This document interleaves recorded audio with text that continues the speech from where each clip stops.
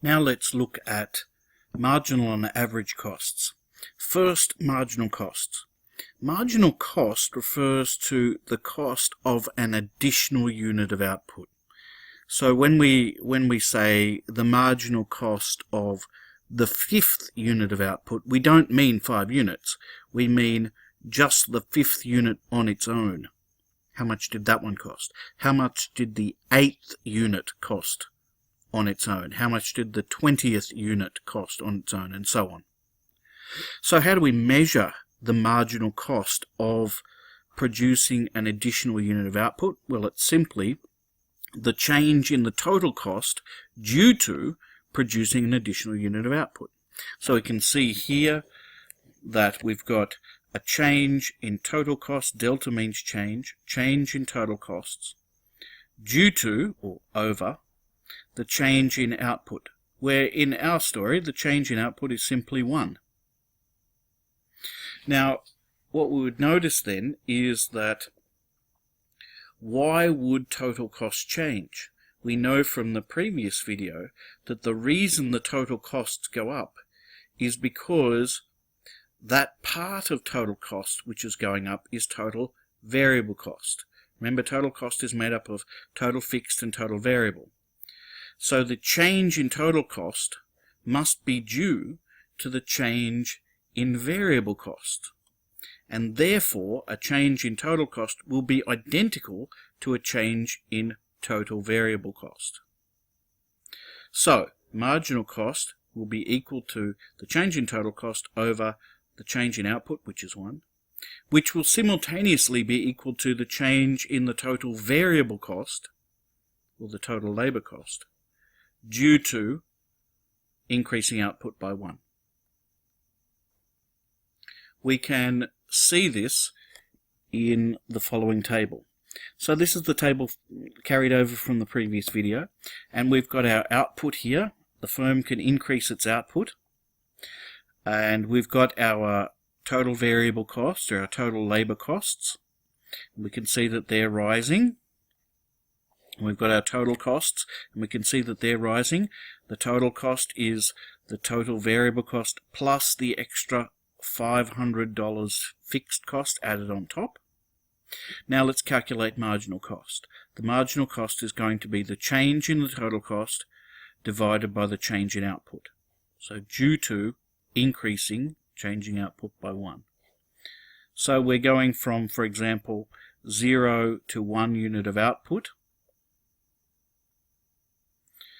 So the change in total cost, we're going from 500 to 907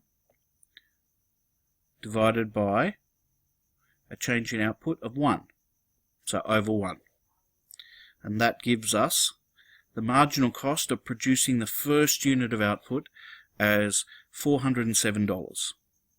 And notice that we can get the identical result by the change in total variable cost, 0 to 407 over 1, gives us 407. Same story.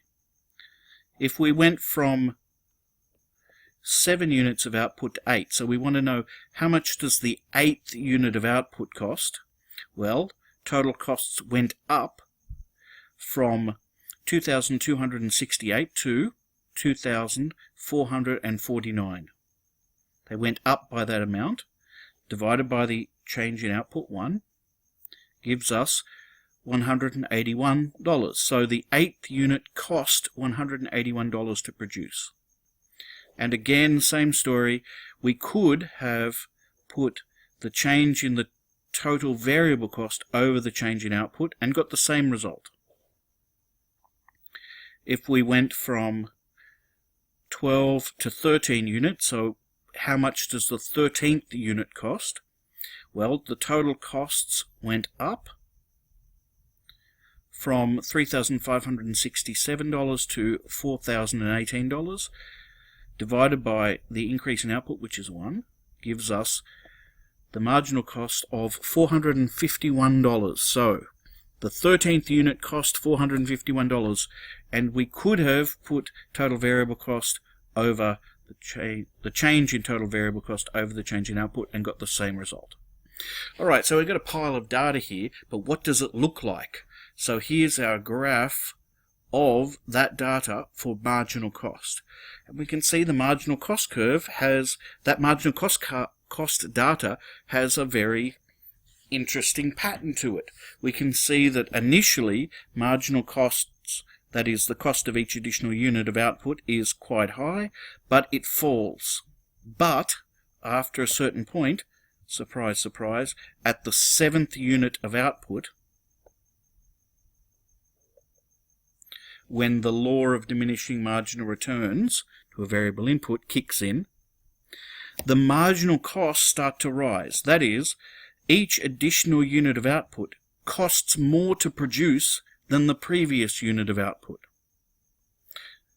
And that's because of the law of diminishing marginal returns. So this law is important in determining the shape, ultimately the shape of the cost curves.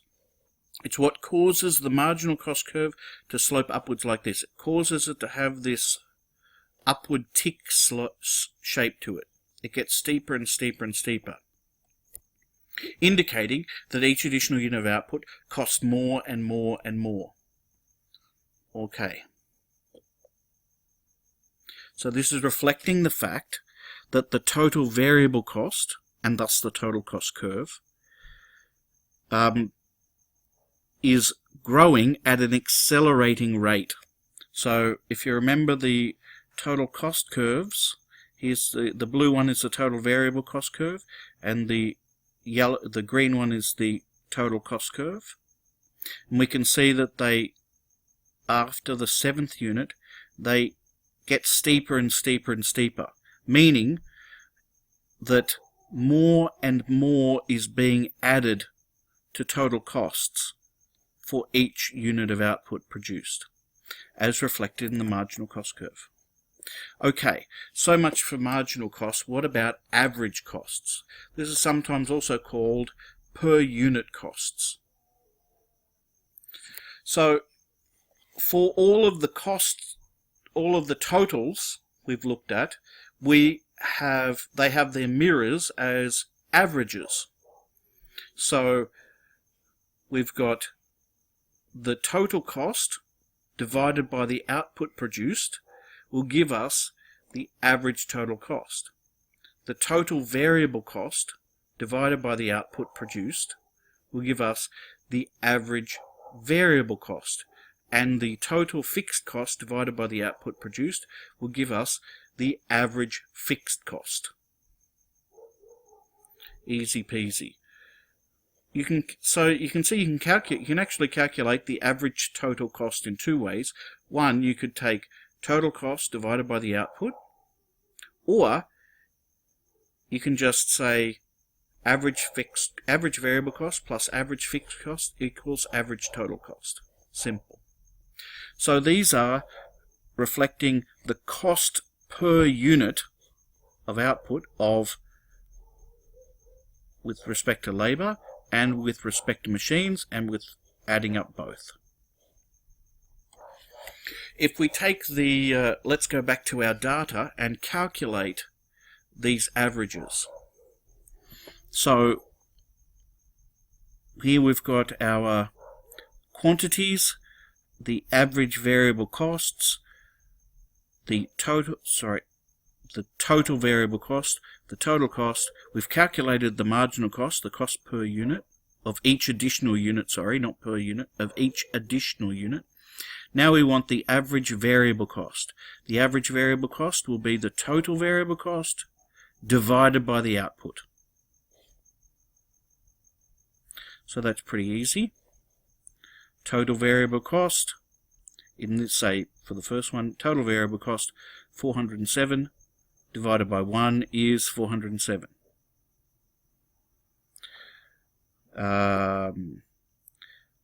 2,155 divided by 9 gives us 239. So this is $239 per unit. What about the total? What about the average fixed costs? The average fixed costs are the total fixed cost divided by the output. What are the total fixed costs? Well, we know the total fixed cost. We can find that easily. There's no column there for it, but we can easily deduce what it must be. The total fixed costs are is the fixed amount of money which is paid no matter what the output level is for the machines and equipment and so on. So when the output level is 0, if there's any cost, that must be the total fixed costs. So it's 500. So 500 divided by 1, then 500 divided by 2, divided by 3, divided by 4, and so on, and gives you the average fixed cost at each level of output. And finally, the average total cost, which is total cost divided by the output, or alternatively, average fixed cost plus average variable cost. We could just add them up. Average fixed plus average variable gives us totals. Easy. If we look at these numbers, we might be able to see a pattern here as well, just as we saw a pattern for the marginal cost curve. We can see there that average variable costs, as output increases, as we increase output, average variable cost falls, gets smaller and smaller and smaller and smaller and smaller and smaller. But at this point, it actually, the average variable cost starts to go up again, which is interesting. Meanwhile, average fixed costs start high, and then they fall, and they just keep falling. We can easily see why this would be the case. Average fixed cost is the total fixed cost divided by the output. So 500 divided by 1 gives you 500. 500 divided by 2 gives you 250. 500 divided by 3 gives you 167, and so on. 500 divided by an ever-growing number will give you a fraction which is always getting smaller and smaller and smaller. Yes? So the fact that the average fixed costs are falling is easy to explain. The reason why the average variable costs are falling and then rising is a bit trickier. So we'll talk about that in a bit. And finally, we've got the average total cost. This is just adding up these two pieces, the two columns here. And we've got one that's falling initially. So average fixed costs are always falling. Average variable costs are falling initially. So if both of these columns have falling numbers which are getting smaller, then obviously when we add up those two columns, initially the average total cost must be getting smaller and smaller. But we also remember that although average fixed costs are falling, at higher levels of output we can see that it's falling at a slower and slower rate. But the average variable cost we can see is starting to increase, and it's increasing at a faster rate. So overall, we would expect the average total costs to eventually start to rise as well, as the average variable cost going up outweigh the average fixed cost going down. The average total will go up. Anyway, let's look at this in a graph. So there's our marginal costs. Let's draw in the average variable cost data. Interesting. So it starts at the same point as the marginal cost curve, which is not entirely surprising. Well, of course, mathematically it's not surprising at all. So the cost of the first unit is, well, let's see, what was the cost of the first unit? The cost of the first unit, the average variable cost of the first unit is 407. So 407 is the cost of the first unit. So that's marginal cost, 407.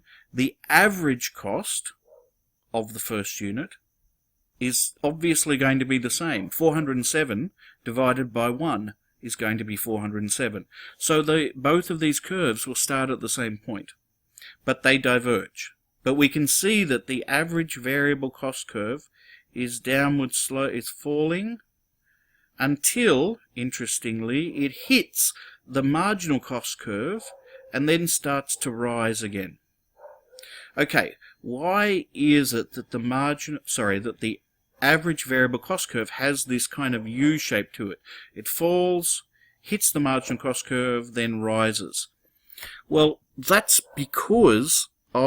simply because of a mathematical relationship between marginals and averages. You can do this for any variables at all. So if we took the example of your marks, if we said that on each additional test, say we got this marginal, the red curve is the marginal curve, and let's say this is your marginal marks. That is the mark you get on each additional test. And let's say each additional test you do, you get a lower and lower and lower and lower mark. And then at this point, you wake up to yourself and you start to study a bit more. And so on each additional test after that, you get a higher and higher and higher and higher and higher mark. So far, so good. Now, if that were the pattern of your marks, think about what would happen to your average mark, your calculated average mark. Initially, the marginal mark for your first test would be identical to your average mark, of course. Thereafter, when we calculate the average for two tests, we would find that your marginal mark is lower than your average. Now, if that's the case, what will happen to your average mark? It will get dragged downwards. If the mark you get on your next test is still below your average mark, then it'll drag your average further down. If the mark you get on your next test is still lower than your average mark, it'll drag your average mark down again. And this will keep happening while ever the mark you get on the next test, your marginal mark, is lower than your average. It will drag your average down. Until you get to a point where your marginal mark is equal to your average mark.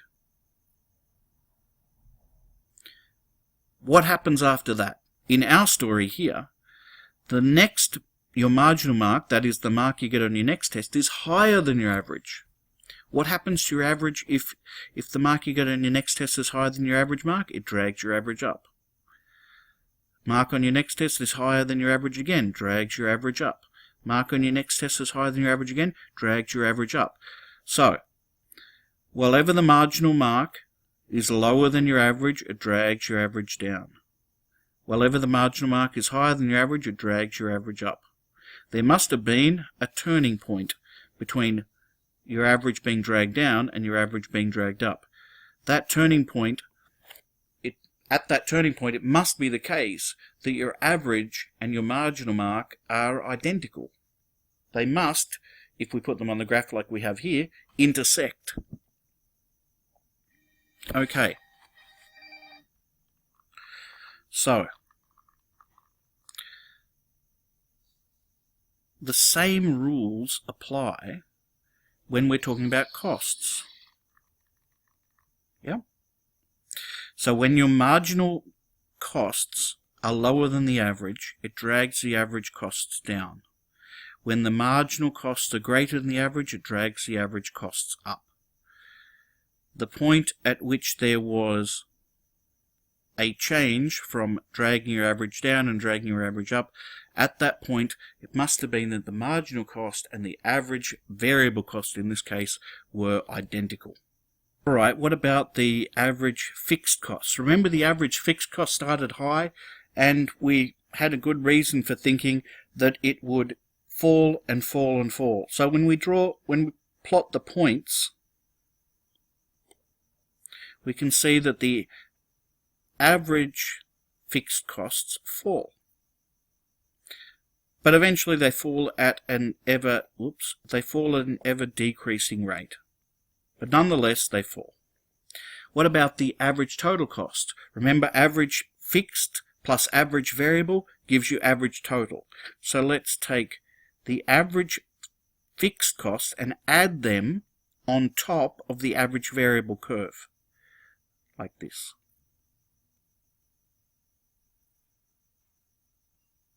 And plot the points. Voila. Okay, but that's handy because it tells us that the gap between average variable cost and average total cost is the average fixed cost. So we can see the average fixed cost starts out big, it's a big gap, and then the average fixed cost gets smaller and smaller and smaller and smaller and smaller. Since we can, in inverted commas, see the average fixed cost as the gap between the average total and the average variable, we don't really need that curve anymore. So it's these average and marginal curves that we will be interested in from now on. So it's worth memorizing them and the reasons why they are like they are.